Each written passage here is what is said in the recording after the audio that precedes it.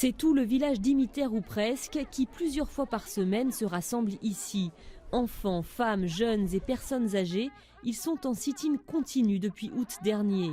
3 doigts levés en symbole de l'identité berbère, ils réclament une meilleure redistribution des richesses créées par la gigantesque mine d'argent située en face, à quelques kilomètres de là. On demande notre part de richesse de notre région. On n'a pas d'hôpital, ni de route, ni d'école pour nos enfants.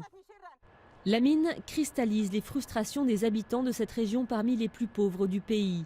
7e producteur mondial d'argent et plus grande mine d'Afrique, elle est exploitée par la Société métallurgique d'Imiter, SMI, dont l'un des principaux actionnaires à travers une série de holdings est la famille royale marocaine. Pour les jeunes, le droit au travail est au cœur des revendications. Nous vivons sur notre terre, humiliés. Et maintenant, le temps est venu que ça change et qu'on nous donne la priorité dans notre propre région. Nous voulons notre part dans les postes qu'offre la société. Les habitants d'Imiter demandent à ce que 75% des recrutements leur soient réservés. Depuis 8 mois, les négociations achoppent sur ce point. Autre sujet de colère, le manque d'eau. Ils accusent la société de pomper les ressources du village. En août, les manifestants ont coupé l'alimentation du principal forage vers la mine. Depuis, ils campent à proximité pour éviter qu'ils soient remis en fonction. Même durant la grande sécheresse de 1986, toutes les régions ont souffert de problèmes d'eau, sauf Imiter. C'est en 2004, lorsque la mine a fait ce nouveau forage, que l'eau a commencé à baisser peu à peu. Et la production agricole aussi.